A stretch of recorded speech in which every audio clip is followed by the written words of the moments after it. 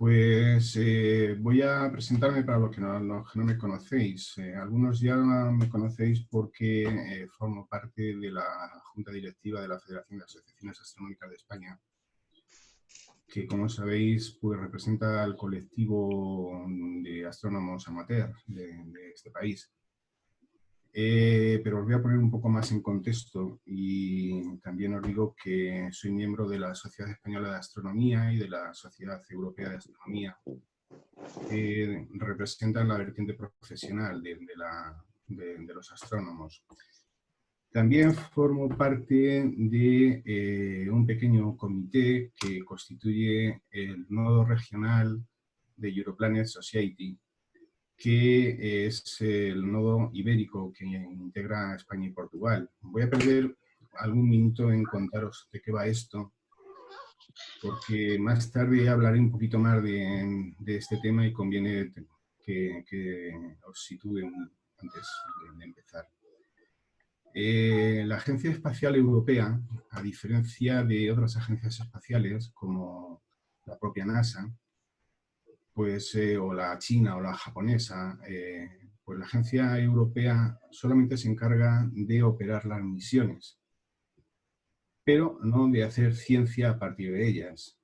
Es decir, la ciencia que se deriva de las misiones espaciales de la Agencia Europea, pues está a cargo de los científicos y de los investigadores que, pues, por ejemplo, en el caso de las ciencias planetarias, este colectivo de científicos en ciencias planetarias en Europa es muy numeroso y de un nivel, de una calidad importante. Pero había un problema, y es que esta es una comunidad muy fragmentada, porque los científicos están cada uno bajo los regímenes propios de sus propios países, de sus respectivos países, tanto en financiación como en recursos y demás, ¿no? Entonces, en el año 2003 o 2004 surge Europlanet con el objetivo de solventar este reto, es decir, de paliar de alguna manera esta fragmentación científica en el campo de las ciencias planetarias. Y bueno, es un proyecto que ha recibido dinero de fondos europeos durante todos estos años, dentro de programas marcos que han ido renovándose cada 4 años. Estaba el Horizonte 2004, el Horizonte 2008, el Horizonte 2012, el 20. Ahora estamos hablando ya del Horizonte 2024. Bueno, hace ya un par de años este mecanismo de financiación de lo que es Europlanet, que lo que ha pretendido ha sido precisamente poner en contacto a los científicos de diferentes países entre sí y generar una serie de recursos o de infraestructura común que fuera posible utilizarla por todos, ¿no? Bueno, pues hace un par de años el modelo de financiación se entendió que debía cambiar, que no debía ser algo que recibiera dinero directamente de la Unión Europea, y entonces pasó a depender de una fundación, que es la European Science Foundation, que, bueno, en definitiva es lo mismo porque sigue recibiendo aportación de la Unión Europea, pero ya admite también aportación privada, de industria fundamentalmente, y en ese momento Europlanet se transforma en Europlanet Society. Admite miembros como socios y lo que hasta este momento ha sido, pues, algo bastante profesional, bastante de científico al uso y de investigador profesional, se intenta que se expanda también al entorno de la industria y al entorno de la astronomía amateur. Los nodos regionales tienen el objetivo de, bueno, pues trabajar en este marco dentro de las diferentes zonas geográficas de Europa. Son 10 en total los que hay. Y bueno, dicho esto, la última parte para terminar este capítulo de presentación, deciros que también soy el presidente de Astroconga, como ha comentado Nicolás.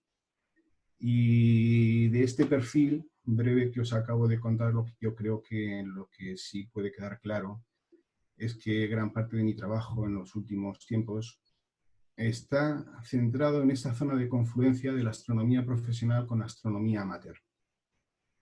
No es casual, es decir, a mí me parece, estoy absolutamente convencido de que es una zona tremendamente rica en ideas y muy fructífera para la astronomía.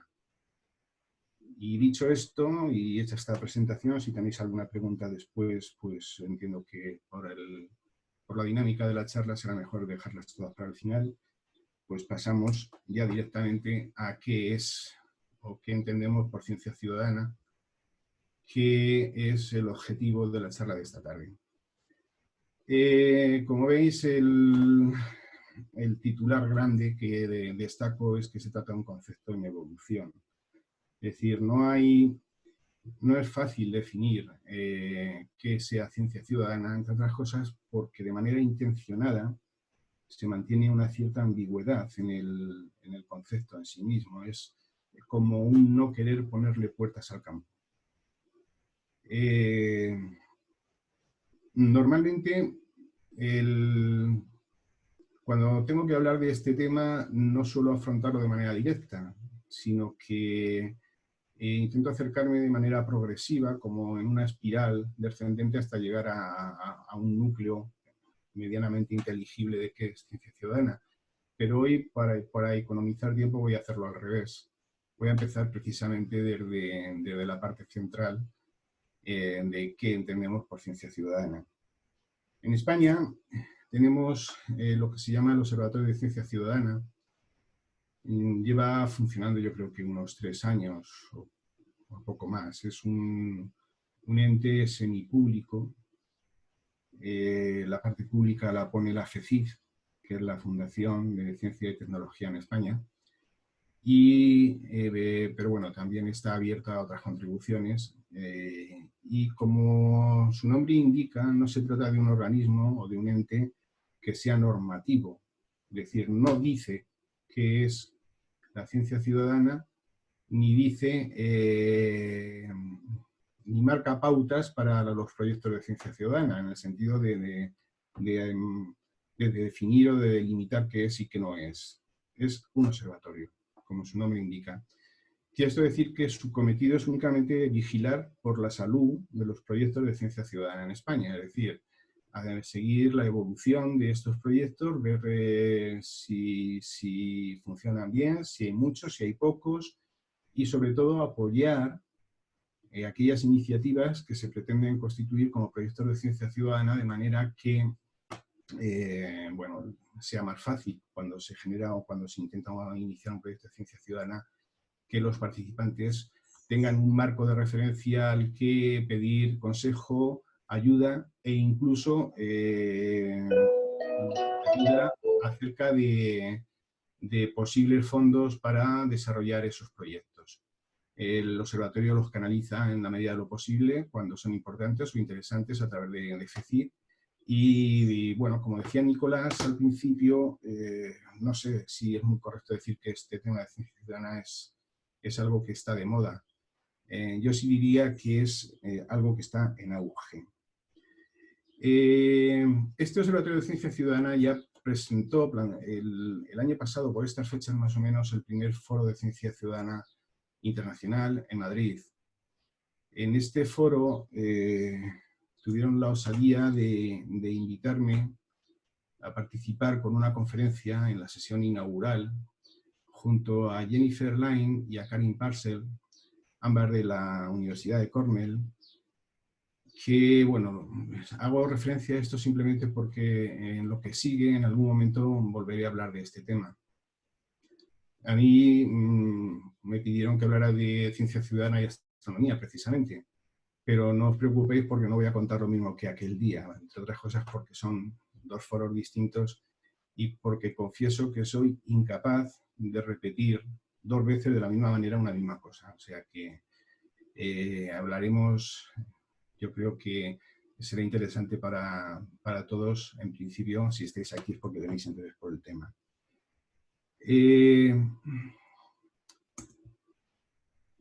Como os decía, vamos a ir directamente al grano con el tema de la ciencia ciudadana y entonces, aun cuando en el margen lateral os hablo de un decálogo, no voy a subrayar como 10 mandamientos de la ciencia ciudadana. Voy a sacar solamente o a sacar 2 ideas claves. El escenario típico de los proyectos de ciencia ciudadana es el de cooperación entre colectivos diversos en proyectos colaborativos, transversales, multidisciplinares y conectados con el ámbito profesional de la investigación. Esto es importante que no se pierda de vista. Es decir, en los proyectos de ciencia ciudadana el ámbito profesional está presente. Y está presente el ámbito de los ciudadanos, de ahí el apellido de ciencia ciudadana, buscando siempre que haya un marco lo más interdisciplinar posible y que se trabaje de manera colaborativa. Se trata, por consiguiente, de encontrar la capacidad para generar un escenario abierto que ayude a mejorar las interacciones entre ciencia, sociedad y políticas investigadoras. Esto como núcleo fundamental de lo que son los proyectos de ciencia ciudadana, que, como veréis, pues sigue siendo un poco ambiguo, ¿no? Tiene unas consecuencias. Uno de los primeros compromisos que implican este tipo de proyectos es que se deben integrar estas prácticas experimentales en los programas educativos. Es decir, es fundamental hacer formación para que la gente, de los ciudadanos que participan en los proyectos de ciencia ciudadana, pues no solamente aprendan a moverse por ellos, sino que además adquieran cierta experiencia de cara a poder evolucionar o generar o avanzar en este tipo de proyectos y hacerlos mejores, evidentemente.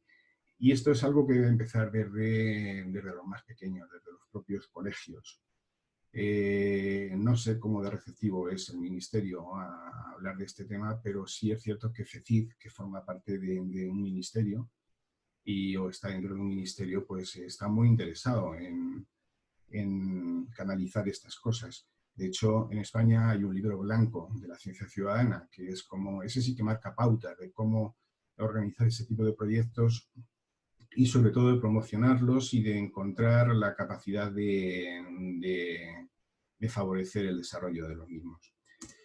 Y desde luego, otro de los compromisos de los proyectos de ciencia ciudadana, de lo que es este ámbito, es el de buscar el reconocimiento para los investigadores y para los ciudadanos que trabajan en ellos, que adoptan estos modelos de colaboración. Eso es importante, es decir, el reconocimiento de los investigadores no solo a los profesionales, sino a todos los que participan en estos proyectos y aportan de manera positiva cosas en el entorno de los mismos. Si quisiéramos ahora, sí que podríamos intentar hacer una definición un poco más precisa, pero ya os digo que no es el objetivo, la ciencia ciudadana se refiere, por tanto, a la participación del público en general en actividades de investigación científica, contribuyendo activamente a la ciencia, ya sea con su esfuerzo intelectual o con el conocimiento que les rodea o con sus herramientas y recursos. Tiene que quedar claro que detrás de los proyectos de ciencia ciudadana lo que tiene que haber es el objetivo de generar ciencia, o sea, de generar conocimiento. La divulgación, por tanto, está o puede estar muy ligada a todo lo que rodea a la ciencia. La divulgación en sí misma no es ciencia, no genera ciencia. Puede ayudar, puede motivar, es necesario formar y dar conocimiento de qué se está haciendo en determinados ámbitos, o en general esto es deseable en todos los campos de la ciencia, pero en sí misma la divulgación no genera ciencia.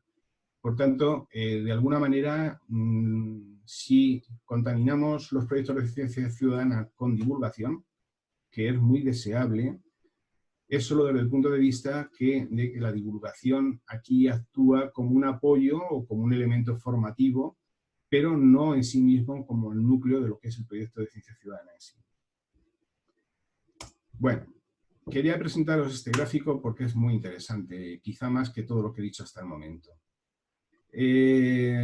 Si os fijáis en él, puede parecer que esto de la ciencia ciudadana viene de atrás, de muy atrás. O sea, fijaos que este gráfico comienza en 1850, pero es por poner un límite que da una cierta simetría a esto, ¿no? Porque de alguna manera se deja abierta la puerta que esto viene de más atrás.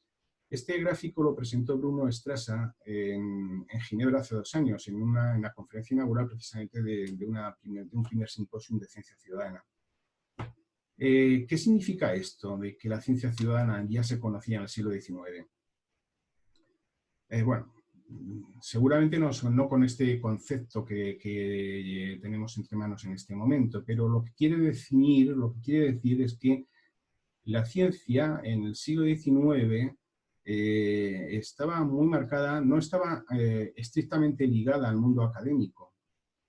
No sé, podemos considerar que Newton o Maxwell realmente eran académicos, pero Faraday, Herschel, Darwin, el propio Einstein en su año maravilloso de 1905, no estaban considerados como académicos. Es decir, la ciencia en esta etapa del siglo XIX o hasta llegar al siglo XX estaba desarrollada por personas que no necesariamente tenían el calificativo de ser investigadores profesionales o académicos.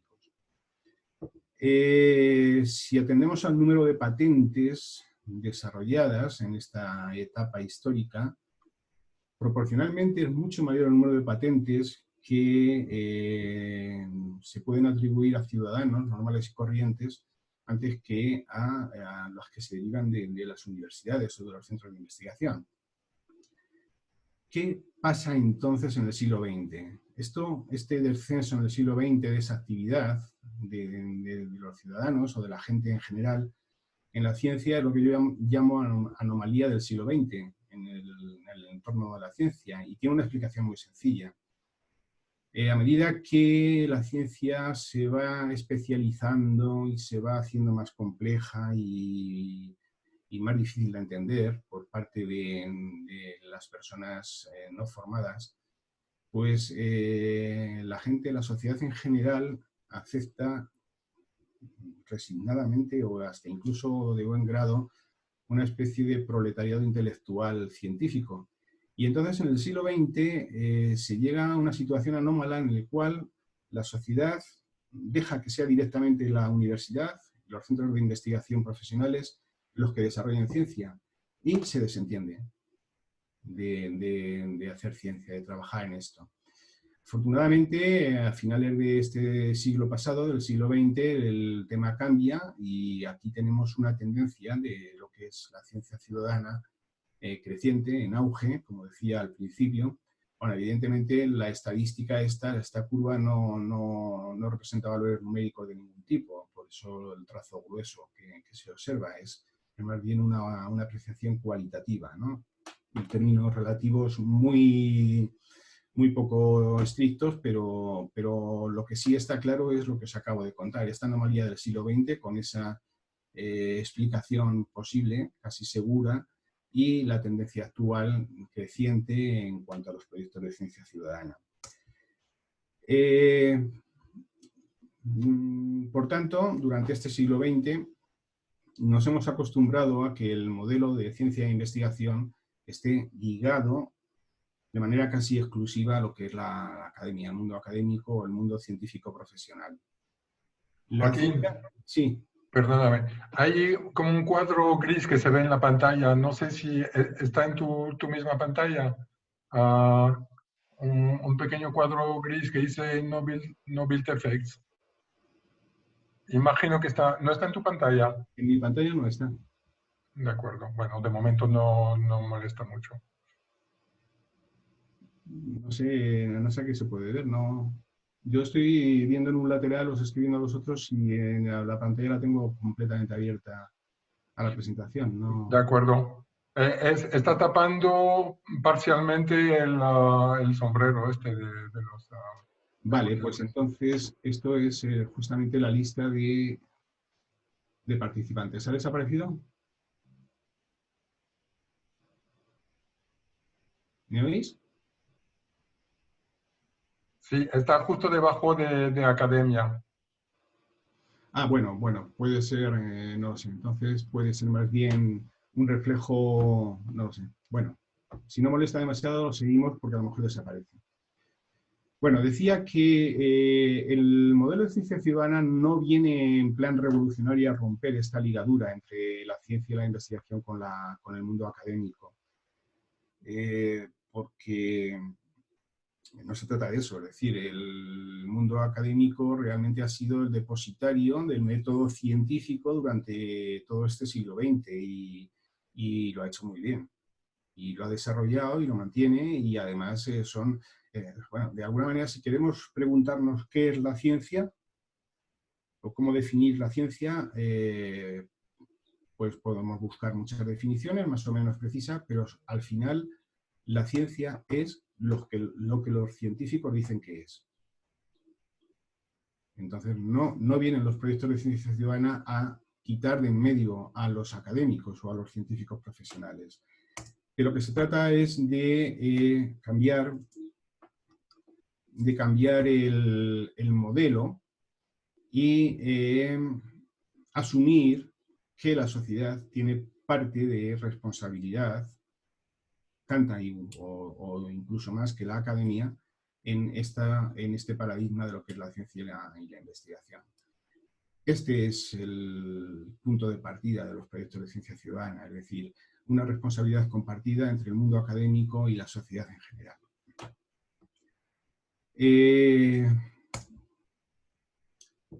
Haciendo recapitulación, en los proyectos de ciencia ciudadana los participantes proveen datos experimentales y a los investigadores a la vez que aportan valor a la investigación. También adquieren conocimientos y habilidades y un mejor acercamiento al método científico de una manera activa. Pero además también puede hablarse de proyectos contributivos, donde los participantes asumen un papel un poco más directo y no solamente recopilan y aportan datos, sino que además ayudan a analizarlos. Y, bueno, podemos seguir aumentando la implicación del colectivo ciudadano en estos proyectos y haciéndolos partícipes del diseño de los propios proyectos o de la interpretación de los datos o de las conclusiones. E incluso se puede llegar al caso de proyectos co-creados, donde el peso relativo entre la parte científica y la parte no científica o la parte ciudadana pues sea de igual a igual. O incluso veremos no sé, diferentes ejemplos a lo largo de los minutos que siguen, donde veréis que se pueden establecer modelos muy diferenciados o de complicación sucesiva en cuanto a la participación de ciudadanos y cómo articular todo esto. No sé si sería momento para hacer preguntas si las tenéis o si queréis seguimos mejor y lo dejamos todo para el final. Porque ya ahora empezaríamos a hablar de precedentes de ciencia ciudadana. Solamente dos ejemplos de precedentes o de algo que se puede considerar que son precedentes en la ciencia ciudadana recientes. Seguramente este proyecto del SETI at Home lo conocéis. Bueno, este proyecto, su impulsor fue Carl Sagan, utilizando el radiotelescopio de Arecibo, que es una antena pues, muy grande, 300 metros de diámetro, y el objetivo del proyecto es encontrar señales de vida inteligente en el universo. Actualmente el proyecto sigue vivo y hay implicados más radiotelescopios. Ya veis que, bueno, pues hay unos cuantos, ¿no? Todos ellos de alguna manera están controlados desde Berkeley, el proyecto en sí, no los radiotelescopios. Pero, bueno, tampoco es que estos radiotelescopios estén a tiempo completo trabajando en este proyecto, únicamente aprovechan tiempos muertos o tiempos en los que las antenas están cambiando de posición desde un trabajo anterior a un trabajo, al siguiente proyecto que tengan en marcha y entonces aprovechan esos tiempos muertos, o tiempos de calibración de receptores para captar señales de manera casi aleatoria por el cielo y ver si de alguna manera bueno, se puede descifrar que alguna de esas señales captadas pueda tener algo que ver con rastro de vida inteligente. El tema, ¿cómo se implica esto con la ciencia ciudadana? Bueno, pues el problema es que la cantidad de datos que se recogen son muchos. Y detrás de este proyecto tampoco hay tantos investigadores. A lo mejor digamos que el núcleo principal pueden ser 2 o 3, no hay más. Y tampoco tienen recursos computacionales grandes. Entonces lo que se hizo ya a finales de los años 70 o principios de los 80 es lanzar la solicitud de voluntarios que presten tiempo de su ordenador, tiempo muerto de su ordenador, del que cada uno tenemos en casa, para que cuando la CPU está baja de carga, pues se pueda estar trabajando de manera transparente en analizar estos datos, en analizar, bueno, en definitiva, el análisis de señal siempre es trabajar con convoluciones y deconvoluciones en análisis de Fourier, y encontrar, bueno, pues rastros de ondas no sé, de frecuencias que estén marcando algún tipo de señal que no pueda ser atribuible directamente a temas naturales, ¿no? El voluntario que trabaja o que presta su ordenador para que esto ocurra, lo único que hace es eso, prestar su ordenador, no hace nada más. Y para leer de alguna manera transparente. Si quiere, en todo caso, lo que sí puede hacer es ver cómo evoluciona este tipo de análisis, que aparece como si fuera un salvapantallas en su ordenador, si quiere, si no quiere tampoco. Y bueno, al final, una vez que se ha hecho un análisis de un bloque de datos que le ha llegado, porque se había prestado voluntario para ello, pues el bloque de datos analizado se remite de nuevo a Berkeley y así están trabajando pues desde hace ya muchos años mucha gente, ¿no? Yo creo que no se ha encontrado todavía nada. El patrón de reconocimiento para la gente que se ha prestado voluntaria aquí es que como alguno un día en su ordenador consiga descubrir una de estas señales que se puedan calificar ciertamente como de vida inteligente, ese se va a hacer famoso, evidentemente. Pero, bueno, hay ranking también de quién analiza más bloques de datos y tal. Pero ya veis que aquí la contribución como ciudadano a este proyecto solo pasa por dejar que utilicen tu ordenador, no aportar nada.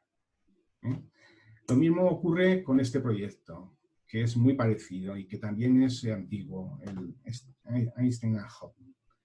Inicialmente también por la misma época surge con la misma idea y de la misma manera y con señales que se intentaban captar a través del radiotelescopio de Arecibo.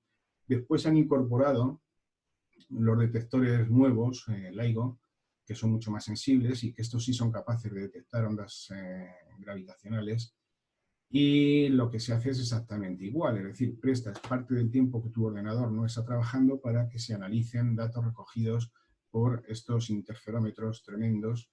No sé, supongo que los conocéis o que estéis al tanto, y si no, pues no se presta a que hoy perdamos más tiempo con ello. Si acaso esto sería razón para hacer una charla diferente, específica.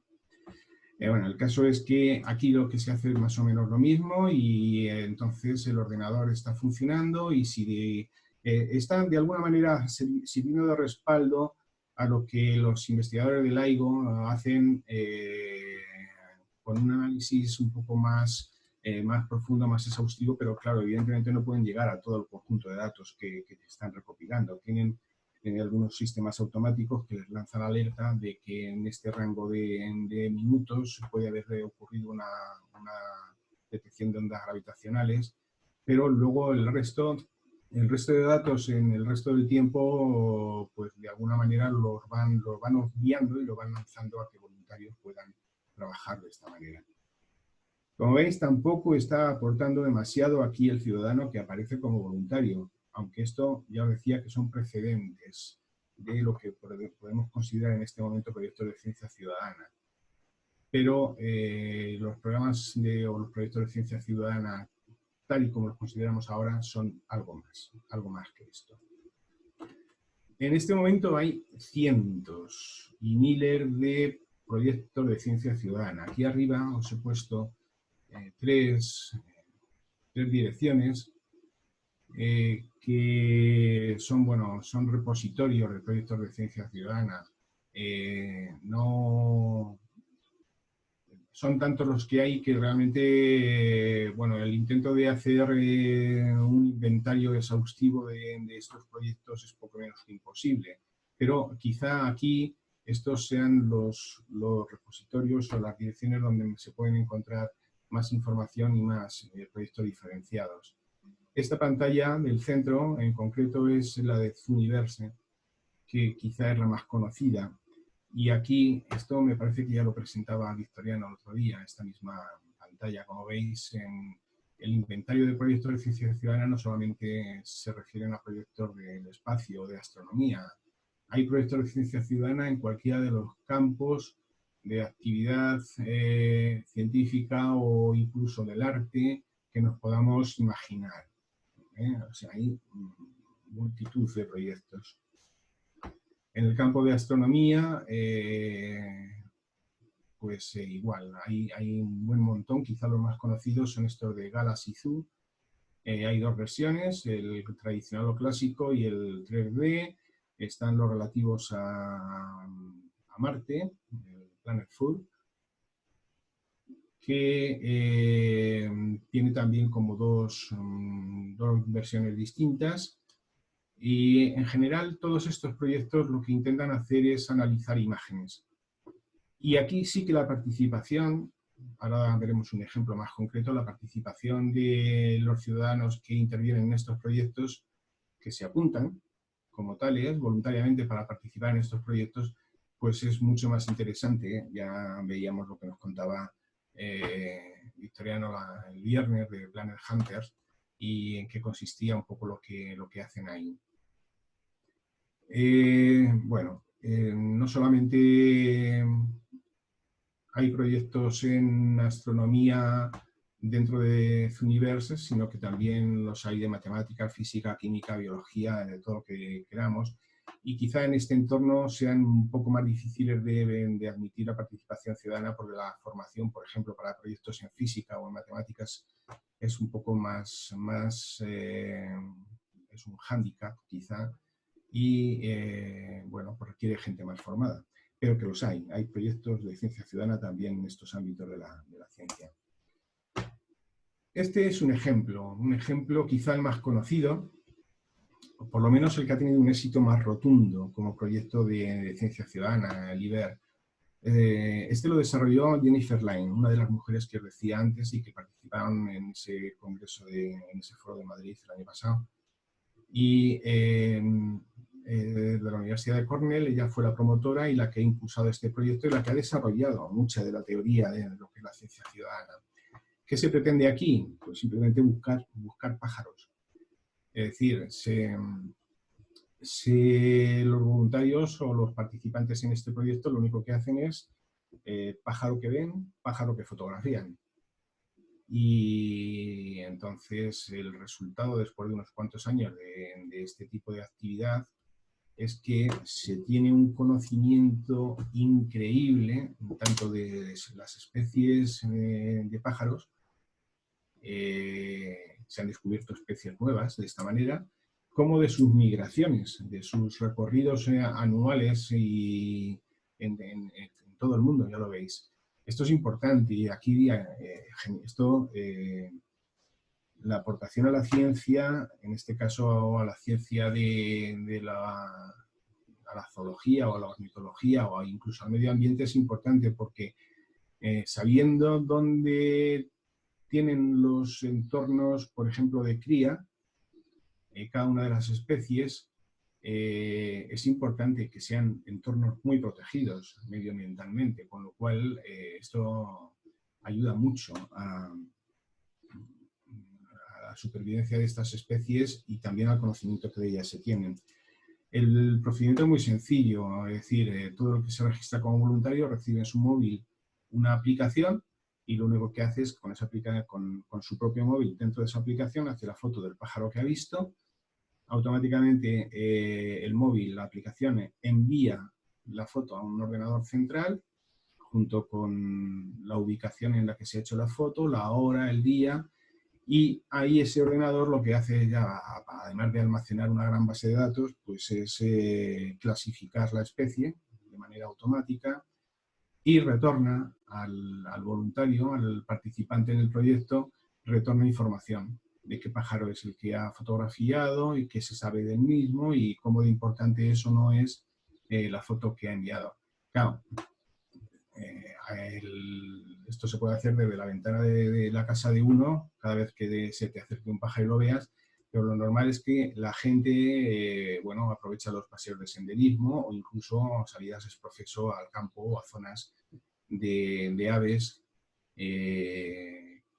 especiales o de especial interés, y entonces, bueno, aparte de que se lo pasan muy bien y de que es como una actividad social más casi, porque van en grupos, pues el resultado es muy interesante y bueno, ya os decía que este es un proyecto a poner de ejemplo siempre como proyecto típico de ciencia ciudadana, aunque no sea en el campo de la astronomía. En España, bueno, también tenemos, como os decía, lo del Observatorio de Ciencia Ciudadana. Han surgido también lo que se llama los Science Hub, que este es un concepto desarrollado y puesto en práctica por Karin Parcel, que también os presentaba al principio, de la Universidad de Cornell, y que no debéis entender como una tienda de ciencia, es decir, no es un sitio donde vamos a comprar ciencia o proyectos de ciencia. Son una especie de pequeños gabinetes donde una o dos personas expertas ayudan a otras personas o a grupos de personas que se dirigen a ellos para pedir apoyo, asesoramiento o a presentar una determinada idea que podría constituirse como proyecto de ciencia ciudadana. Entonces, estos gabinetes aportan su experiencia, su conocimiento y ayudan en la fase inicial a que esos proyectos de ciencia ciudadana se puedan desarrollar, incluso aconsejan dónde conseguir fondos y cómo hacerlo. Es algo similar a lo que os decía en general del Observatorio de Ciencia Ciudadana en España, pero bueno, este observatorio al final se materializa por tener un núcleo en Zaragoza, pero por tener gabinetes distribuidos por toda la geografía, ¿no? Y para que os hagáis una idea, os voy a presentar de una manera rápida, solamente para que os hagáis una idea del número de proyectos de ciencia ciudadana que hay en España en estos momentos. Esto, supongo, no sé si se verá bien, supongo que sí.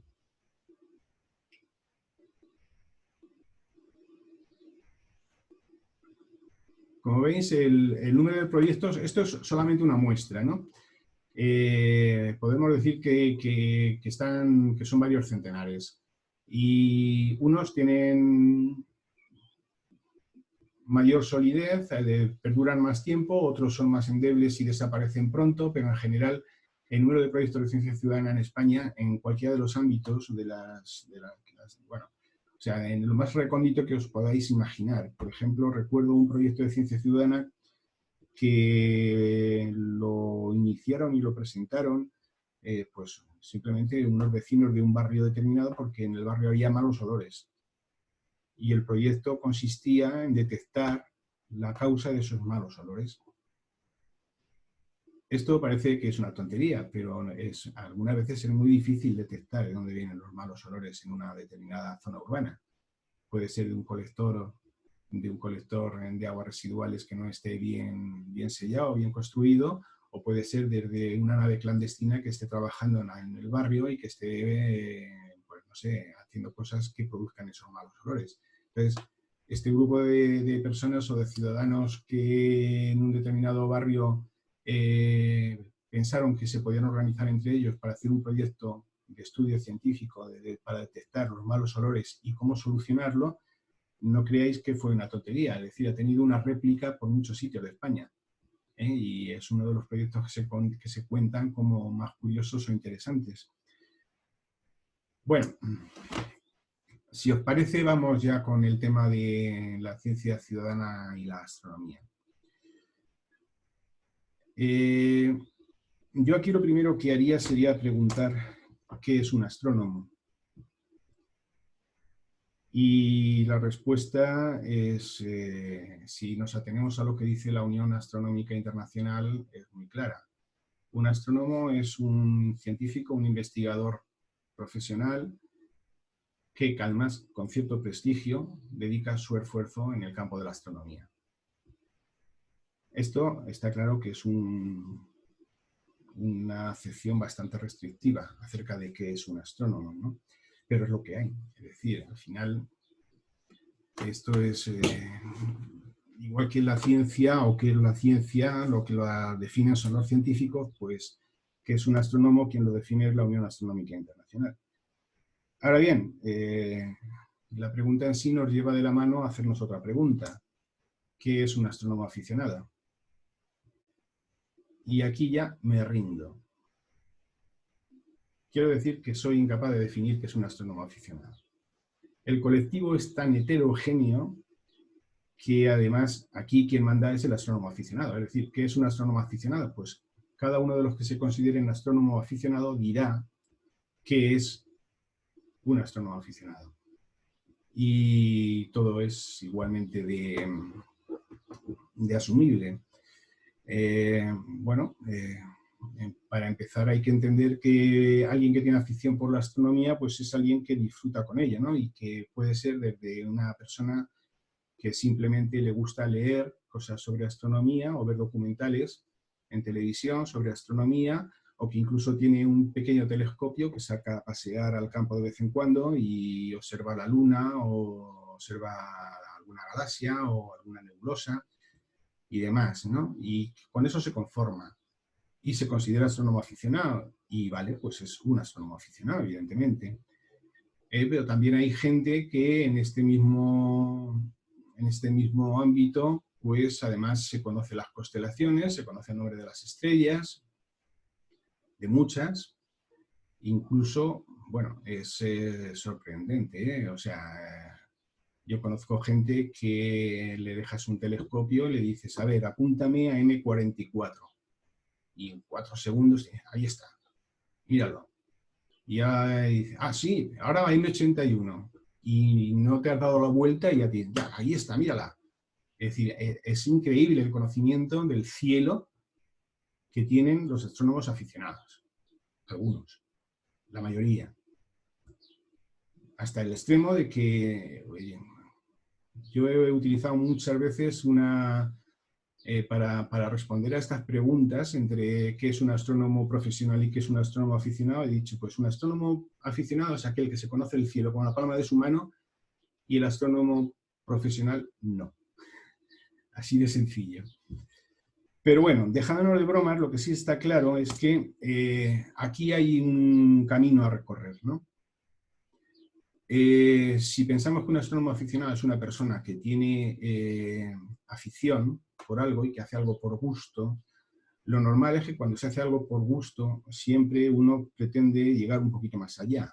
Es decir, no quedarse atascado en un determinado nivel, sino que ir progresando en niveles. Con lo cual aquí tenemos siempre un camino que nos va a llevar a a confluir en algún punto entre lo que es un astrónomo y lo que es un astrónomo aficionado. Y ese punto, ese centro de confluencia o ese entorno es lo que os decía al principio, que a mí me parece que es la zona más fructífera y más interesante de la astronomía en este momento. Y esto entra de la mano de la ciencia ciudadana y de los proyectos PROAN. Quiero decir, entre los astrónomos aficionados, y en esta progresión creciente, pues muchos son autodidactas. Pero en general la mayoría buscan el estar arropados dentro de una asociación, una agrupación astronómica, porque es más fácil ser autodidacta y aprender dentro de ese marco, con gente a tu alrededor que está en la misma tesitura, que te ayuda y que se plantean retos comunes, y entonces es mucho más fácil, ¿no? Bueno, pues los proyectos de ciencia ciudadana en astronomía y los proyectos PROAN en principio básicamente son lo mismo. Es decir, no hay una diferencia de concepto básica entre lo que es un proyecto de ciencia ciudadana y un proyecto PROAN. En ambos hay participación de profesionales y de amateurs. Y quizá los proyectos PROAN se les considera como una evolución un poquito más alta dentro de esta escalera que los proyectos de ciencia ciudadana, pero no tiene por qué. Tal vez los proyectos PROAN son más reducidos en número de participantes que los proyectos de ciencia ciudadana, pero básicamente esto es lo mismo, ¿no? Entonces, bueno, en lo que quedan, los minutos que quedan, vamos a intentar ver algunos ejemplos de proyectos de ciencia ciudadana, y ya os digo que en principio tampoco, bueno, no sé, la calificación de cuando un proyecto de ciencia ciudadana se convierte en un proyecto PROAN quizá esté más en función también de los objetivos o de los resultados que se esperan, ¿no? O de las dificultades del proyecto en sí mismo. Bueno, ejemplos de proyectos de ciencia ciudadana, pues hay un montón, ¿eh? Pero yo no puedo intentar explicaros todos, vamos a hablar de alguno de ellos, por ejemplo del Galaxy Zoo. Este proyecto lo que pretende, trabaja sobre imágenes de galaxias y lo que pretende es que los voluntarios, los participantes, ayuden a clasificar las imágenes. Imágenes del cielo que incorporen galaxias en el campo visual, hay millones. Todos los observatorios importantes han registrado el cielo y hay imágenes para aburrir. El problema es que muchas veces, bueno, la mayoría de las veces, salvo las galaxias más evidentes que se conocen hasta con telescopios pequeños, pues estas imágenes son complicadas, y es difícil asignar una morfología específica. Esta es evidentemente una galaxia espiral, perdón, una galaxia elíptica. Aquí tendríamos un ejemplo muy bien definido de lo que es una galaxia espiral, pero esta pues, no se ve muy bien. Entonces, lo que hacen los voluntarios es simplemente van pasando imagen a imagen y van haciendo una votación y van diciendo yo veo una galaxia elíptica, yo veo una galaxia espiral, yo veo con brazos, yo veo esto, no lo veo, no sé ni lo que es, o me parece que es algo que no es una galaxia. Entonces, toda esta información se va acumulando y al final, bueno, pues es importante el resultado de este proyecto porque la morfología de las galaxias y su densidad y su posición en determinada zona del cielo, todo esto ayuda a cosmólogos, ayuda a proyectos de astrofísica importantes, etcétera, etcétera. Se presta mucho el reconocimiento de imágenes o el tratamiento de imágenes a trabajarse con programas de inteligencia artificial, especialmente con redes neuronales. ¿Por qué no se hace? Pues sí se hace. Es decir, hay cantidad de programas de inteligencia artificial que hacen esto mismo de manera automatizada. Pero todos esos programas necesitan una base de aprendizaje más bien amplia, grande. Bueno, esta fase de aprendizaje es la que se intenta apoyar con este tipo de proyectos, con este que os cuento. Vamos a ver otro. Aquí os presento dos proyectos diferentes pero que están ligados. Es el proyecto FEDRA de la Universidad de Harvard y en concreto estos dos proyectos atacan un mismo tema desde dos perspectivas distintas. En concreto trabajan sobre los cuadernos de notas de las llamadas calculadoras de Harvard. Que supongo que habréis oído hablar de ellas, entre otras, pues Henrietta Swan-Leavitt, Annie Jam, Wilhelmina Fleming, todas esas mujeres que a finales del siglo XIX y principios del XX trabajaron en este observatorio y que hicieron una contribución súper importante a la astronomía moderna. Lo que tenemos aquí en la parte de la derecha de la pantalla es precisamente una página de un cuaderno de Henrietta Swan-Leavitt, aparentemente de 1910, me parece el de ahí, Y bueno, esta información es muy importante y bueno, ahora se ha digitalizado, pero lo que se pretende es enlazar toda esta información con las placas originales a las que hacen referencia estas anotaciones. De manera que el objetivo final es que esto esté bien documentado y que esta información, además de estar accesible para todo el mundo, no se pierda. En esto es en lo que consiste el trabajo en este proyecto de Ciencia Ciudadana, es decir, no solamente en hacer la transcripción legible de todas estas notas o apuntes, sino también en poderlas ligar con las placas originales, que son más de medio millón, y que dieron lugar a toda esta época, este momento de la astronomía moderna. Y que, bueno, estas son las mujeres, las calculadoras de Harvard, Pickering. Aquí está el origen casi de lo que en esta misma época o muy poquitos años después constituyó el nacimiento de la Unión Astronómica Internacional. Y evidentemente es importante porque esta gente empezó a trabajar con las placas espectroscópicas de Henry Draper. Seguramente conocéis el catálogo HD, son las iniciales de Henry Draper. Y bueno, inició una nueva etapa en el estudio de la astronomía. Por tanto, rescatar toda esta documentación y ponerla al alcance de todos es una tarea realmente encomiable y los proyectos, este proyecto son recientes, no tienen más de 2 meses, pero van ya muy avanzados porque ha habido una respuesta masiva. Proyectos más sencillos. Bueno, pues proyectos más sencillos y más cercanos.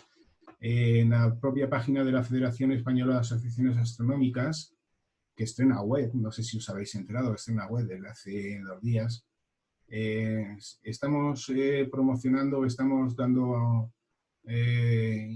información de 2 proyectos concretos, el de Vigilantes de la Noche y el proyecto Azotea. El proyecto Vigilantes de la Noche es, bueno, pues muy sencillito, es algo que se puede hacer desde casa o desde cualquier punto de la geografía en los que os situéis.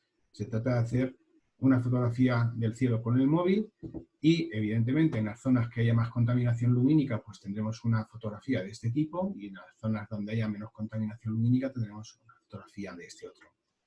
El resultado es que cuando se juntan todas estas fotografías, igual que con los pájaros, con la ubicación donde se ha hecho la foto y la hora y demás, pues podemos tener un mapa del cielo, de la contaminación lumínica del cielo importante y realmente pormenorizado. Esto, si no es con la participación de todos los ciudadanos en general, es muy difícil tener un mapa así de interesante. El otro proyecto, el proyecto Azotea, más o menos viene a ser lo mismo, pero aquí hay una componente quizá más interesante para alguno de vosotros. Y es que la fotografía del cielo ya no la vamos a hacer con el móvil, sino que la vamos a hacer con cualquier cámara reflex de las que tenemos, de las que cualquiera tenemos. Y el objetivo es parecido, pero en este caso aporta un valor añadido porque en el proyecto podéis entrar en él, aunque no ponga las direcciones, es fácil llegar a todo esto, ¿no? En este momento encontrarlo desde la propia página de la Federación Española. Nos va a ayudar lo primero de todo a calibrar nuestras cámaras DSLR para que podamos hacer este trabajo y tener cámaras sencillas como las cámaras fotográficas normales, calibradas para hacer fotos del cielo, es algo que ya de entrada es interesante para cualquier aficionado. Otro más. Programa de acceso a telescopios. Este programa viene de la mano, este proyecto viene de la mano de Europlanet Society. Más aún, de hecho es el nodo ibérico, el nodo de España y Portugal, desde el que estamos intentando promocionar el programa dentro del horizonte 2024. 2024. ¿En qué consiste? Pues en que se va a dar facilidades para el acceso a una serie de telescopios profesionales, para trabajos en astronomía del sistema solar y exoplanetas, y que son telescopios de tamaño medio, pequeño medio. Bueno, pues ya lo veis, desde 0,60 metros de objetivo hasta 2 metros de objetivo. En el programa están el 1.2 de Calar Alto, el IAC 80, que es este telescopio. También hay otro de 2 metros del Instituto de Astrofísica de Canarias en el Teide. Hay otro de la Silla, de 1,5 metros, de la Silla en Chile, y hay otros muchos a lo largo de Europa, sobre todo por la parte de Europa meridional, que están dentro de este entorno de los 60 a los 170 centímetros. Lo bueno es que el acceso para observación a estos telescopios se va a hacer por el procedimiento simplificado, lo que significa que es posible el acceso de amateurs a tener tiempo de observación en estos telescopios. Y la parte que, bueno, la selección o la adjudicación de tiempo la hace cada observatorio en concreto. Pero Europlanet va a ser la que va a poner fondos para desplazamientos y fondos para pagar el tiempo de observación. De tal manera que, bueno, os iré informando de este proyecto, porque ya os digo que todavía no es más que, no tenemos más que las pautas iniciales y está dentro del horizonte 2024. Pero en las próximas semanas esto cobrará cuerpo y ya se os comentará cómo poder acceder a observar con estos telescopios, que son telescopios pues, que no están al alcance del aficionado normalmente, ¿no?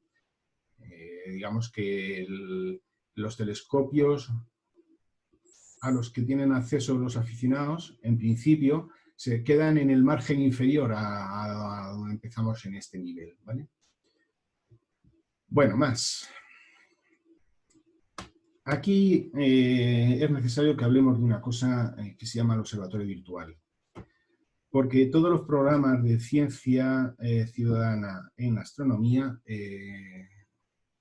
generalmente se apoyan en el observatorio virtual. ¿Qué es el observatorio virtual? Bueno, pues desde hace unos años la cantidad de información, de datos acumulados por los observatorios profesionales, por los telescopios en órbita y demás, es de tal calibre, de tal volumen, que bueno, no hay científicos profesionales en número suficiente para poder analizar toda esa información. De manera que, bueno, ha llegado un momento, desde hace unos años, en que los propietarios de esa información, ya sea la Agencia Espacial Europea, o la NASA, o quien sea, quien sea la propietaria de esos datos, después de 3, 5 o 6 meses de carencia, es decir, de tenerlos como propietarios, los liberan y los dejan abiertos al acceso a la comunidad, a cualquiera, no solamente a científicos profesionales, a astrónomos profesionales, sino a todo el mundo. Están abiertos a todo el mundo. Y todo el mundo puede pues acceder a datos de Gaia, por ejemplo. Gaia en este momento tiene por encima de 1.700 millones de estrellas contabilizadas, registradas, y con una cantidad de datos increíbles de cada una de las estrellas. Trabajar en este entorno es, bueno, esto es lo mismo que puede hacer un profesional, o puede hacer un amateur, o puede hacer cualquier persona que se sienta capacitada para, a partir de estos datos, hacer trabajos. Lo mismo ocurre, pues, por ejemplo, con el Gran Telescopio de Canarias. En el Gran Telescopio de Canarias nosotros podemos perfectamente, el Gran Telescopio de Canarias es este, y podemos perfectamente entrar en esta página y, bueno, hay que registrarse, pero simplemente no hay que pagar nada, ¿no? Y a partir de ahí podemos hacer un rastreo de objetos que nos interesen y tener imágenes de esos objetos tomados por este telescopio, que es tremendo. O podemos tener acceso a los archivos originales del Hubble, del telescopio espacial. No a las fotos que ya se han tratado y que se han publicado como fotos bonitas o postales, no, a las placas originales, a las imágenes originales del Hubble, para poder, a partir de ellas, poder trabajar y hacer ciencia. O, por ejemplo, a todos los archivos que tiene la NASA acerca de los exoplanetas. O bien, por ejemplo, este es uno de los recursos, un observatorio virtual con todos los recursos que tiene Europlanet. Este es resultado de esa infraestructura que se intentó crear a partir de 2003 o 2004 para cohesionar a la comunidad planetaria europea. El resultado es que se tiene una base de datos con información en ciencias planetarias tremendamente grande. Hay una versión más ligada a España, que es el PEBOL, porque aquí la participación de la gente de la Universidad del País Vasco ha sido determinante. Pero bueno, en definitiva, aquí en ciencias planetarias hay una cantidad de información tremenda, igual que aquí, igual que aquí. ¿Qué es entonces esto del observatorio virtual? Bueno, pues tenemos que empezar a acostumbrarnos a que, al igual que un astrónomo puede obtener información y datos a través de un observatorio, a través de un telescopio, ya sea en tierra, ya sea más grande o más pequeño, o ya sea en el espacio, debemos ver el observatorio virtual de la misma manera, como un tremendo telescopio, nada más que los datos que tenemos aquí son ya datos recopilados previamente e integrados dentro de lo que sería pues como un cielo virtual muy real, disponible al alcance de todos en cualquier momento. En España tenemos el Observatorio Virtual Español, que también han renovado página web hace relativamente poco y que, bueno, pues os aconsejo visitar porque aquí se tiene acceso a cantidad de información. Pero hay que entender que la información a la que se tiene acceso no es una información cualquiera. Es decir, el concepto de observatorio virtual implica algo más que tener acceso fácil a una cantidad ingente de datos.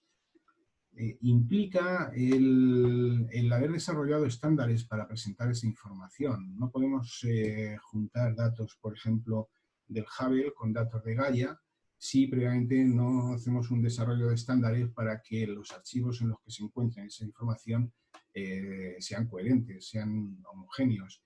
Hay que implementar esos estándares y luego hay que desarrollar unas herramientas de observatorio virtual que permitan un acceso fácil a ese conjunto de datos tremendo. Al final, cuando todo eso se tiene, es cuando decimos que tenemos un observatorio virtual real y a partir de ahí se puede hacer ciencia, ¿no? Por ejemplo, esta es una imagen, un pantallazo de una de estas herramientas, se llama TODCAT, a través de la cual se pueden acceder a los datos del Observatorio Virtual Español. Y, bueno, hay otras herramientas como esta, otra, Aladdin, por ejemplo.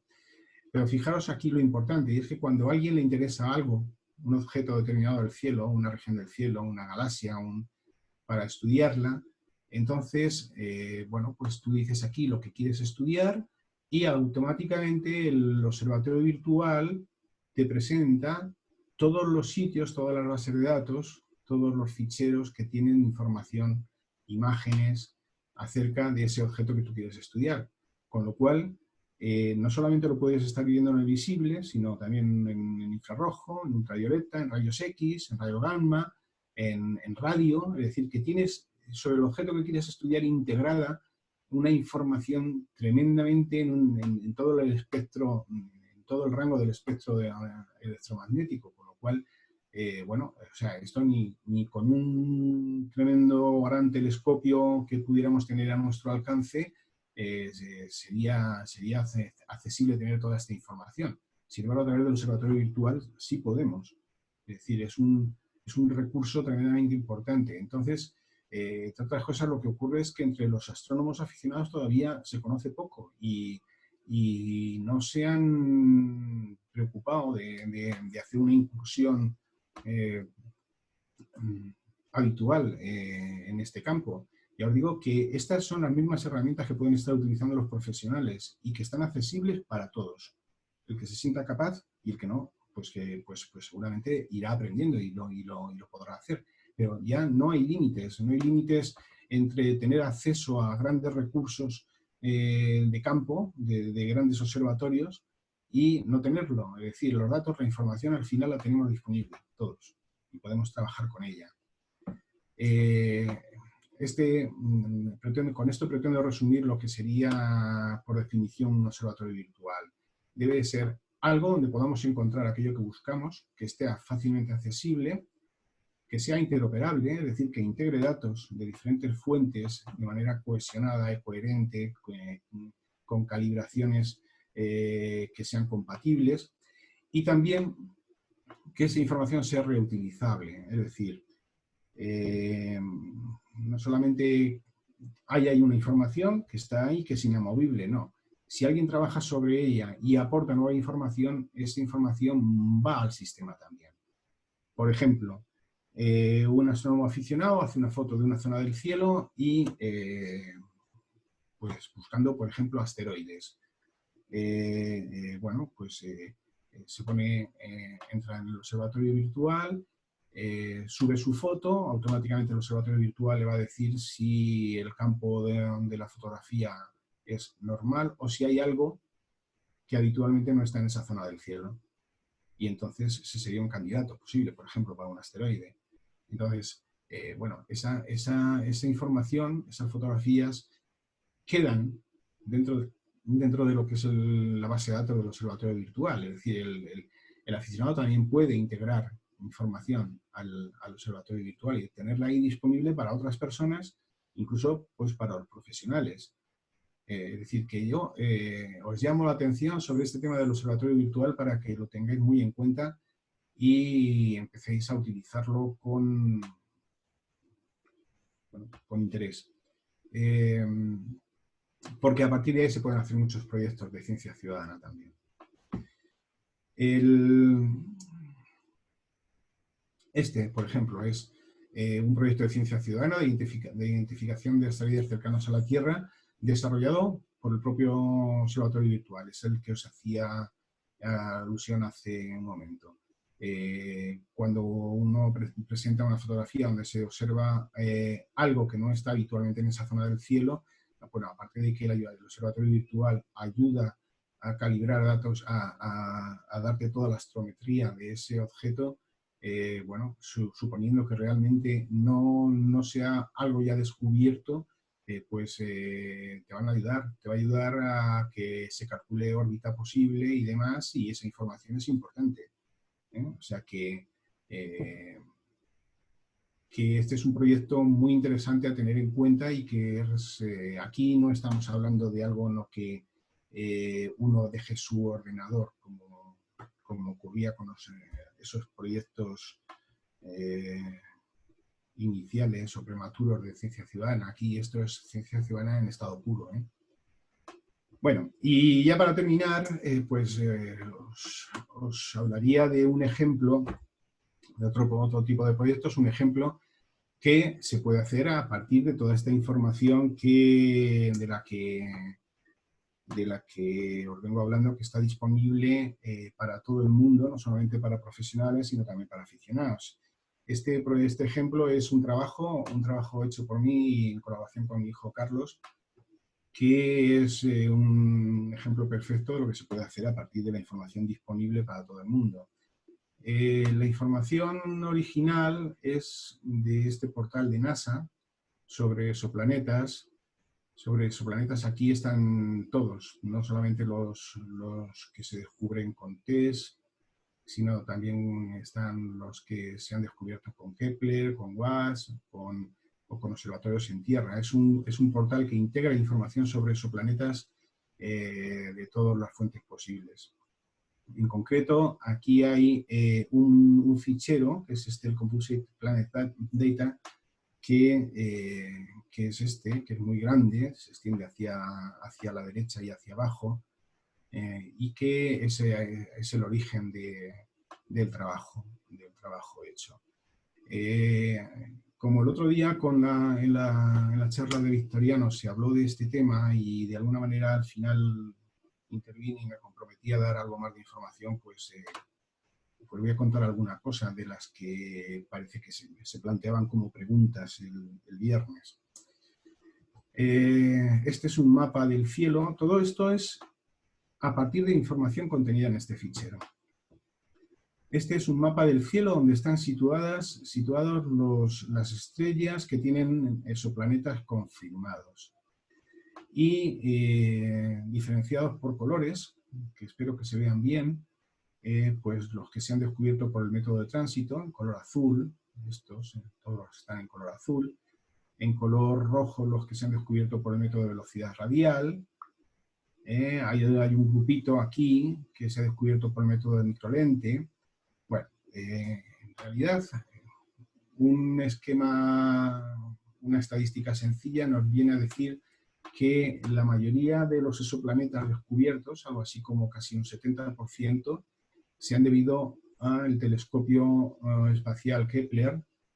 Kepler K2, ya sabéis que es el mismo telescopio, nada más que tuvo dos fases. En la fase propia de Kepler, estos son todos los exoplanetas, o aquí estaban situados todos los exoplanetas descubiertos, que son un 57% del total. Como veis, en una zona muy concreta del cielo, en el brazo de Orión, ya os decía que Kepler estuvo apuntando ahí 4 años seguidos, y luego pues estropearon los giróscopos y entonces tuvo que pasar a una fase llamada fase K2, en la cual ya únicamente pudo hacer este tipo de observaciones, como en saltitos, en una posición del cielo diferente, más centrada en el ecuador, ¿no? Bueno, si atendemos al método de descubrimiento de los exoplanetas, pues el método de tránsito es el que se lleva la palma. Casi prácticamente con el 80% de los exoplanetas descubiertos se han descubierto por el método de tránsito. Mientras que solamente casi un 20% se ha descubierto por el método de velocidad radial. Los otros métodos de descubrimiento pues prácticamente son testimoniales. Es decir, entre velocidad radial y tránsito prácticamente se han descubierto casi todos los exoplanetas conocidos. Esto me parece que también surgió el otro día como una cuestión.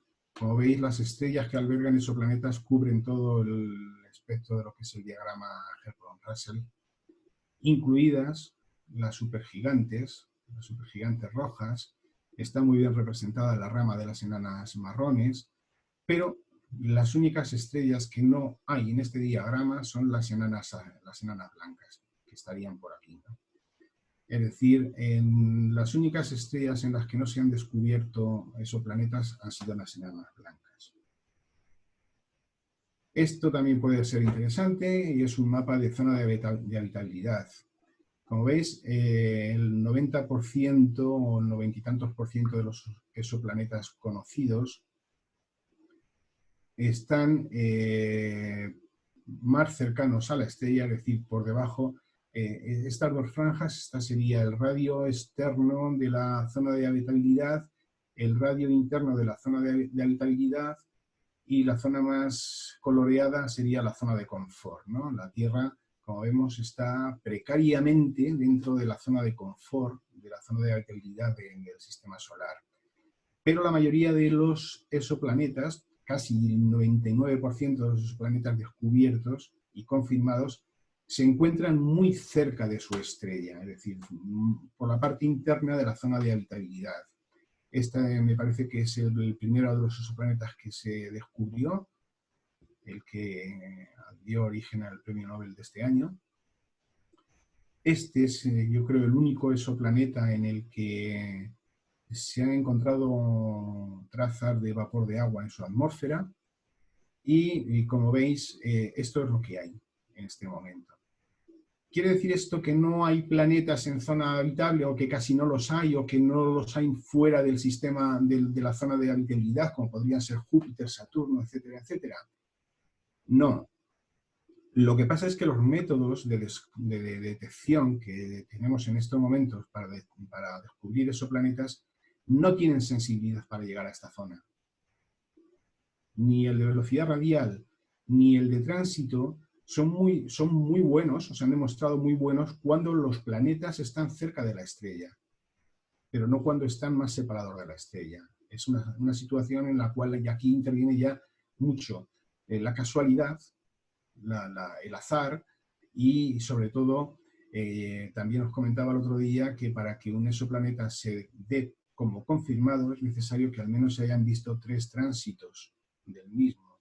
Claro, un planeta que está lejos de la estrella tiene un periodo de rotación, de revolución en torno a la estrella de más grande, de años, y todavía no tenemos un fondo documental que nos permita haber detectado 3 tránsitos de planetas que están lejos de sus estrellas.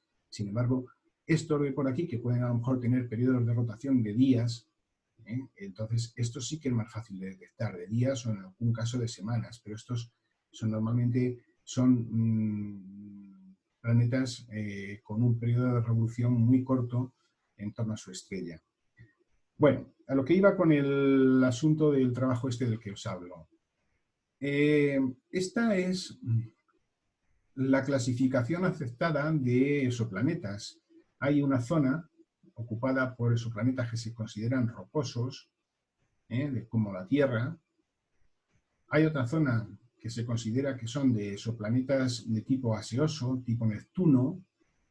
Otra zona que se considera que es de planetas de tipo Júpiter, planetas gaseosos pero más grandes.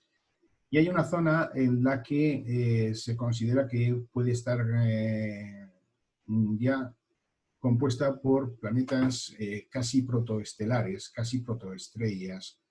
Son estos de aquí arriba, no estos de aquí abajo. Que en algún momento empiezan la combustión de hidrógeno, pero no tienen suficiente masa ni densidad para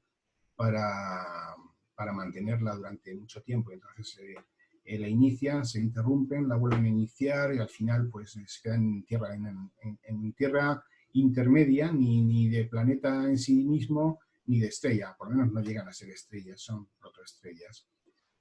Bueno, este gráfico es sacado también de todo ese conjunto de datos que está referenciando el radio frente a la densidad. Y como veis, hay algo curioso, y es que se ven planetas en una distribución pues realmente interesante, pero luego aquí hay algo absolutamente absurdo, ¿no? Y es que el 80% de los exoplanetas conocidos están en esta línea. El 80% están en esta línea. ¿Cómo es esto posible?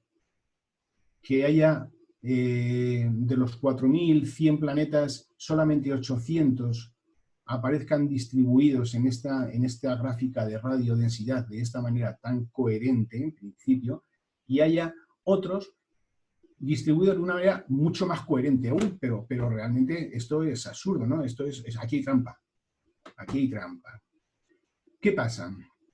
Pues lo que pasa es que cuando se detecta un exoplaneta por el método del tránsito, es fácil determinar cuál es su radio. Y cuando se detecta un exoplaneta por el método de la velocidad radial, es fácil saber cuál es su masa. Pero no es nada fácil conocer la masa y el radio del exoplaneta al mismo tiempo. Es decir, o se conoce el radio o se conoce la masa, pero no se conocen las dos cosas a la vez. Y salvo en estos que sí se ven por aquí, ¿no? En este grupo residual que llega a ser de un 20% del total. Es muy importante conocer la masa y el radio de un planeta porque es la única manera que tenemos de determinar la densidad. Y la densidad es la que nos dice si es un planeta rocoso, si es un planeta gaseoso o si es un planeta tipo Júpiter, que es gaseoso también, pero con una densidad mayor. Esto de aquí, esta rama tan recta, bueno, simplemente, bueno, aparece tan recta porque la escala esta, no, está bien. Aquí esto es una zona de radio degenerado, es decir, a medida que aumenta la masa del planeta, se comprime más y entonces decrece su radio. Y además, para un mismo radio, pues tenemos una escala de masas muy, muy diversificada. Bueno, como es muy importante conocer la masa y el radio del planeta, pero solo conocemos una de las dos cosas, entonces en un momento determinado, hace un par de años o 3, en 2017, los investigadores Chen y Keeping, en base a una estadística bayesiana a partir de los conocidos, de los que sí se sabía masa y radio, que eran muchos menos de los que hay aquí ahora en este momento, esto es de final del 2019, entonces solamente conocían 300 de estos planetas con masa y radio definidos, aplicaron una estadística bayesiana y entonces esa estadística bayesiana de ahí dedujeron un algoritmo que asigna la masa a aquellos de los que se conoce el radio y asigna el radio a aquellos de los que se conoce la masa. Y eso es este resultado, esto que tenemos aquí. Esto está admitido así y en este momento es el dato que la NASA te da. El dato que NASA da en ese conjunto de exoplanetas es precisamente todo esto. Pero claro, esto plantea problemas. Se ve muy real este tema. De hecho, incluso los propios investigadores Chen y Keeping hablan de un punto de ruptura en esta transición aquí, que significa que hasta aquí podemos tener planetas rocosos, pero a partir de aquí ya no podemos tener planetas rocosos porque estamos en otra rama diferente, que sería la de los planetas gaseosos. Y este punto de ruptura se centra en dos masas terrestres, o aproximadamente en 1,23 o 1,24 del radio terrestre. Y ellos mismos llegan a decir en su trabajo que no andemos haciendo tonterías buscando supertierras, porque no existen, que la Tierra que está ya por aquí es quizá la supertierra que estamos buscando. Claro, a nosotros nos pareció que esto no explicaba perfectamente lo que estaba pasando aquí. En todo este ámbito, en toda esta zona, esta explicación que ya os digo que es la que en este momento admite la NASA y que la da como solución menos mala de las posibles para poder resolver este problema de conocimiento de radio y masa al mismo tiempo, ¿no? Entonces, lo que pasa por aquí, bueno, aquí también seguramente hay cosas interesantes que tener en cuenta, pero no nos importó esto de aquí, esta zona de aquí, de exoplanetas, hasta llegar al 3,5 o 4 radios terrestres. Y a este conjunto de datos lo que hicimos, bueno, la estadística bayesiana no da más de sí, ni aunque tengamos 800 planetas con radio y masa, probamos y el resultado repite lo que habíamos tenido Chen y Keeping, pero sí probamos algunos programas de inteligencia artificial, en concreto a partir de la librería scikit-learn, y en concreto dos herramientas, dos rutinas, una de K-medias y otra de Random Forest, de incoherencia entre ambas, ¿no? Y el resultado de todo esto, bueno, pues es que esa estructura que aquí se quedaba como metida en una línea cerrada, que es mucho más rica, es una estructura mucho más rica. Aquí estamos representando logaritmos, ¿eh? Antes aquí no se representaban logaritmos, aquí era radio frente a densidad y aquí es radio frente a masa, sus logaritmos. Proyectado esto sobre todo el conjunto de exoplanetas conocidos, la estructura que nos dio, que obtuvimos es esta de aquí, donde esto de color marroncito serían exoplanetas rocosos que llegan mucho más allá del límite ese del 1,23 en cuanto a radio establecido por Chen y Keeping, y nos sitúan en radios de 3, 3,5 o incluso 4 radios terrestres. Es decir, que sí tenemos margen para poder encontrar planetas rocosos, si hacemos caso a que este trabajo puede estar bien. En este momento están en fase de arbitraje para publicación. Y no se queda reducido a el punto que tendríamos aproximadamente por aquí, que es en lo que habían situado Chen y Keeping, la posible evolución únicamente de planetas rocosos, ¿vale? claro, a partir de ahí es posible establecer una ley de potencia de cómo puede ser la evolución de estas tres ramas, y estas leyes de potencia son compatibles con las que inicialmente habían desarrollado Chen y Keeping con la estadística bayesiana, pero sin las limitaciones en los puntos de retorno que ellos habían establecido. Con lo cual, bueno, os decía antes que esto es un ejemplo de cosas que se pueden hacer simplemente a partir de toda la información que hay disponible en este momento, y no hay que pertenecer a NASA o a Agencia Espacial Europea para poderlas hacer. Están al alcance de todos. Concluimos, si os parece. Hemos hablado del astrónomo aficionado y de las opciones que el astrónomo aficionado tiene para trabajar. En este momento en que vivimos en un mundo interconectado y global, esto es una ventaja.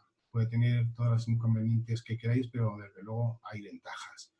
Y las ventajas es que podemos hacer astronomía desde casa. Realmente yo diría que toda la astronomía se hace siempre desde casa, salvo la toma de datos, que la hacen los telescopios en el campo, en el monte, en tal, pero luego el trabajo que se hace con esos datos y toda la investigación que se pueda hacer se hace siempre desde un sitio, en un entorno diferente al del propio campo, donde esté situado el telescopio.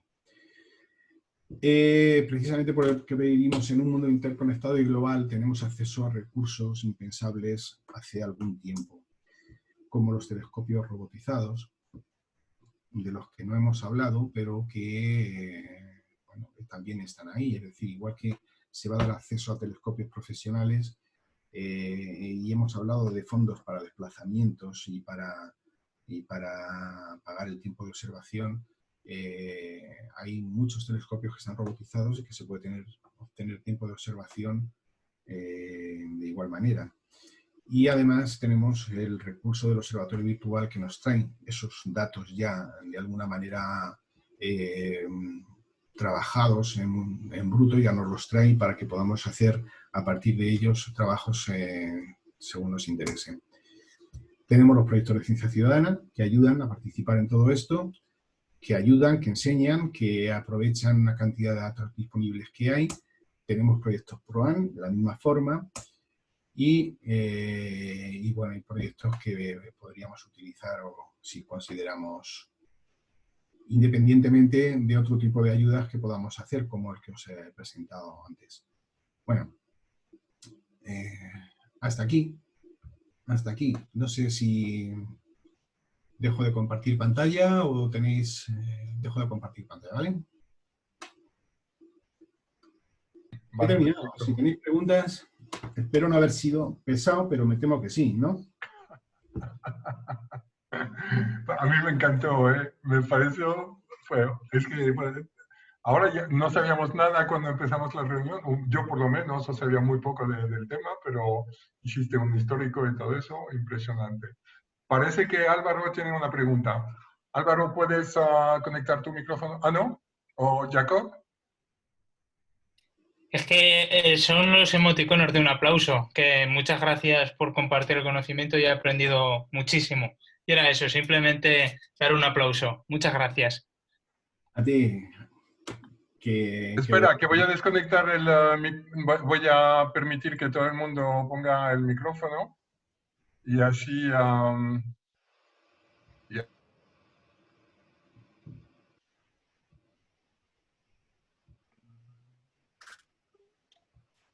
Pero podéis... sí, podéis activar vuestro micrófono. Bueno, por mi parte ha sido fabuloso. Bueno, no me digáis que no hay preguntas. ¿Os he dejado tan chafados? Yo tengo una pregunta. No sé si hay otras personas que tienen una pregunta. ¿No? A ver, porque la anoté. Hola, ¿se me oye? ¿Sí? Hola. Sí. Isidoro. Sí, soy yo. Sí, hola, Joaquín. ¿Qué tal? ¿Se me oye bien? Es que se oye mucho ruido. Hay un ruido de fondo, no sé de quién será el... Me temo que es Álvaro el que tiene el problema ahora. Debía ser alguna interferencia porque intentaba hablar él y solo se oía el ruido. A ver. ¿Ya? ¿Se me oye? Sí. Joaquín, ¿qué opinas de lo que voy a decir? Igual que Te tengo esto miedo. de la... ¿Me oyes bien? Sí, porque tengo miedo. No, esto de la conferencia así online como la que hemos hecho, que es la primera vez que la hago y me parece formidable, es una idea maravillosa y estupenda. ¿Crees que el observatorio virtual, igual que la conferencia online, puede ser que mate las conferencias en persona? ¿Puede ser que el observatorio virtual mate también la observación con telescopios? Bueno, vamos a ver. Vamos a distinguir cosas. Bueno, la conferencia virtual no creo que nunca vaya a matar a la conferencia presencial. Por una razón muy sencilla, porque el contacto directo con las personas, bueno, yo creo que sigue estando ahí, ¿no? Y que sigue siendo más interesante. Otra cosa es que una conferencia bajo una plataforma como esta, tal y como estamos haciendo ahora, por otras razones añadidas y casi obligadas, bueno, pues pueda convertirse en un sustituto en determinadas situaciones que ayude a que se puedan hacer estas cosas, sobre todo además cuando intentamos reunir a gente que está muy dispersa por el mundo y que es difícil reunir en una misma sala. Al margen de eso, yo no creo que las conferencias presenciales vayan a desaparecer. O sea, eso es intrínseco, igual que los libros de papel. Es decir, el libro de papel no desaparecerá nunca, aunque cada día más echemos mano de los formatos digitales. En relación con los telescopios, evidentemente el observatorio virtual está haciendo uso, pero está haciendo uso de datos recopilados por telescopios. Es decir, nunca podremos dejar de tener el trabajo de campo que te hacen los telescopios, nunca podemos dejarlo de tener. Sería como si en un momento determinado enlatásemos lo que tenemos en el observatorio virtual y dijéramos, ya no cabe más. Y como no cabe más, solamente puedo trabajar con lo que tengo. Y entonces ya no necesito hacer más observaciones. No, o sea, la carrera por tener telescopios cada vez más completos, cada vez más sofisticados, cada vez más potentes, tener telescopios en órbita y demás, esa carrera va a existir siempre. Y esa información, la gozada es que va a pasar a formar parte de todos estos repositorios de datos a los que tendremos acceso todos también para poder trabajar. Pero en el mismo plano, o sea, profesionales y aficionados, todos en el mismo plano. Únicamente se limitará cada uno según sus capacidades o según sus objetivos o según su falta de miedo o su miedo a trabajar. Pero eso es una gozada. Es decir, el telescopio nunca va a desaparecer. Otra cosa es que desde el punto de vista de aficionado pienses que a lo mejor si yo me enrollo trabajando con datos del observatorio virtual, voy a coger el telescopio ese que tengo por ahí y no lo voy a sacar más al campo para mirar las estrellas. Pero vamos, no creo que sean cosas incompatibles. Es decir, que dentro de la afición cabe también el utilizar el telescopio y no arrinconarlo. No sé si... Vale, sí, gracias. Yo sobre todo me refería a eso a nivel amateur, claro, no a nivel profesional, pero a nivel amateur. Uno ya se plantea la tesitura de ¿monto el telescopio o me quedo aquí en mi casa con el observatorio virtual? Pues los días que llueva te quedas en tu casa y los días que no... Vale, muchas gracias. A ver, ¿hay más preguntas?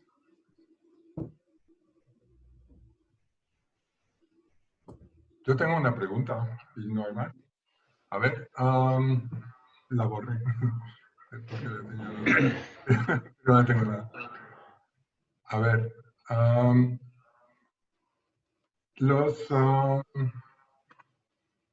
¿dónde iba la pregunta? Ya se me olvidó. A ver, sí. Exacto, ya iba con los observatorios virtuales, ahora me acuerdo. Ahora mismo, o sea, ya tuve la suerte de poder ver un poco cómo funcionaba el observatorio virtual. Sí, hay una curva de aprendizaje, se necesita un mínimo de formación para poder tener unos conocimientos básicos en este área, me parece. Eso es la primera me acuerdo que hay formaciones, pero tampoco me dio la impresión, y confírmame Álvaro, Joaquín, perdón, si es cierto o no, pero se necesita una formación, bueno, una formación para hacer, eso es el primer tema, y también me dio la impresión que no hay tanta coordinación, o sea, no es como Universe, que ya tienes al fin y al cabo una interfaz de uso muy sencillo y te lanzas. No me dio la impresión que había mucha de saber dónde está haciendo un trabajo de fondo con el observatorio virtual. Sí, vamos a ver. Los proyectos de Universe, que son proyectos de ciencia ciudadana sencillos, esos en realidad pues no requieren más que 5 minutos de aprendizaje. Es decir, el pequeño tutorial que además intentan obviarlo, es decir, te intentan lanzar directamente a que te enfrentes con el problema que se pretende y a que en ese proceso de inicio de trabajo dentro del marco del proyecto de ciencia ciudadana tú vayas aprendiendo y te vayas haciendo más o menos experto o vayas a medida que te vas enganchando. Si de entrada te plantean una fase de formación más o menos compleja, seguramente habría más rechazo a entrar en ese tipo de proyectos. Pero son proyectos sencillos. Entonces, en el tema del observatorio virtual y en concreto de lo que os he planteado más bien hacia el final, bueno, tú puedes decir, tienes que saber qué es lo que quieres, evidentemente. Es decir, estoy buscando información sobre tal cosa, por ejemplo, sobre exoplanetas. Y entonces te preocupas de buscar en qué sitio tienes información más completa sobre exoplanetas. Si la información que encuentras te es válida o no te es válida, si es completa o no es completa. Y a partir de ahí, sí, con lo que te está ofreciendo ese conjunto de datos, tienes capacidad para desarrollar lo que quieres hacer. En el caso de entrar directamente a través de uno de estos observatorios virtuales, como el Observatorio Virtual Español, donde bueno, aquí digamos que la integración de datos es de fuentes muy diversas y esa integración de datos es un trabajo muy importante previo que se tiene que hace el observatorio virtual para poder presentar una cierta coherencia entre esos datos y de manera que tú, además de que puedas encontrar fácilmente lo que buscas, bueno, pues puedas además tener herramientas de trabajo con esos datos. Otra opción sería que te los bajaras en bruto y los trabajaras tú en bruto, pero ya hay una parte de trabajo que te dan hecha y que con esas herramientas lo único que haces es, te facilitan el que puedas acceder a unos datos de una manera, bueno, pues con un software ya específico que no te tienes que crear tú mismo. Si no lo hay, te lo tienes que crear. Pero si lo hay y te lo están ofreciendo, lo tienes ya disponible, ¿no? Entonces, evidentemente, este tipo de trabajos, este tipo de proyectos no son tan sencillos de iniciar o de meterte en este mundo. Y efectivamente, en el marco del observatorio virtual, hay, digamos que una fase de aprendizaje un poco más concienzuda, más larga, cuesta más trabajo, pero en definitiva es porque se están utilizando herramientas profesionales y porque, bueno, pues de alguna manera, cuando tú te encuentras con un conjunto de datos y empiezas a ver números, tienes que interpretar lo que significan esos números. Es mucho más difícil interpretar eso que interpretar imágenes. Aunque solo sea de manera intuitiva, te están diciendo un poco de qué va el tema, ¿no? Pero, bueno, al final tienes que tener un cierto rodaje, una cierta formación, saber lo que quieres y, además, el Observatorio Virtual Español tiene una escuela. Una escuela que mueven itinerantemente por la geografía española cada cierto tiempo para acercar el observatorio virtual a los sitios donde la gente lo pide. Por ejemplo, la tenían programada, y no sé si al final la habrán desarrollado, porque esto del virus nos ha partido a todos por la mitad, pero me parece que la tenían preparada en el mes de abril en Cartagena. Pues no sé si era una semana o 2 semanas de formación para el observatorio virtual. ¿Por qué? Pues porque la Asociación de Cartagena, la Asociación de Astrónomos Aficionados de Cartagena, contactó con Enrique Solano, que es el director del Observatorio Virtual, que es de Cartagena también, y le dijo, oye, ¿por qué no nos traes la escuela aquí? Pero no estaba cerrada solo para ellos, o sea, se podía apuntar cualquiera.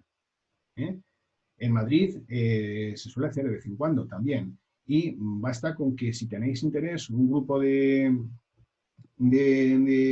astrónomos aficionados y que os hablen del observatorio virtual, que se les llama, van y montan la escuela, porque como además ellos tienen que hacer esto necesariamente dentro de su fase de divulgación y de formación, que también forma parte de su trabajo, pues están encantados de hacerlo. Y entonces, bueno, pues ayudan a contar cómo se utilizan estas herramientas, entrar un poco más en profundidad. En el CEA de Cuenca hubo una sesión de 1 o 2 mañanas, o de una mañana y una tarde entera, solamente sobre el observatorio virtual, no solamente en las conferencias invitadas, sino también como un taller que utilizó muchas horas del tiempo en Cuenca, del CEA. Es decir, que la gente del observatorio virtual está abierta a poder hablar de todo esto, al margen de que tú quieras ir por libre y puedas hacerlo, o tengas capacidad para hacerlo, pero ellos te ayudan.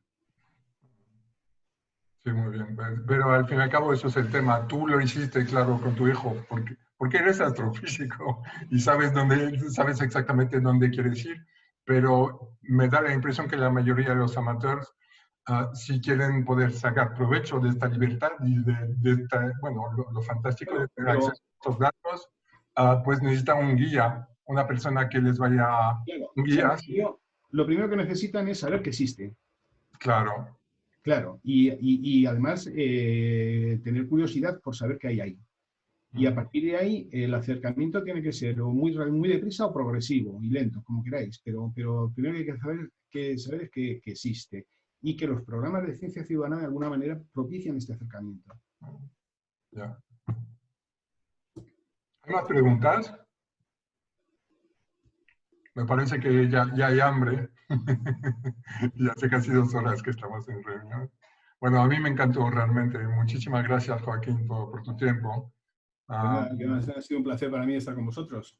Ya, genial. Y pues bueno, estoy grabando esta charla, la vamos a poner ahí en la página YouTube del Cielo de Zacut. Lo enviaré a los diferentes grupos que estuvieron informados de esta charla. Y muchísimas gracias realmente. Hasta pronto. Tenemos la próxima charla el miércoles. El miércoles tenemos la próxima charla sobre el sistema solar de Ciudad Rodrigo, que es un proyecto de divulgación científica. Bueno, no sé si alguien tiene algo que decir antes de que vayamos cerrando. ¿No? Bueno, pues muchísimas gracias a todo el mundo. Y enhorabuena otra vez, Joaquín. Gracias a vosotros. Nos vemos. Chao, chao. Hasta pronto. Adiós. Adiós, adiós. Hasta martes. Chao.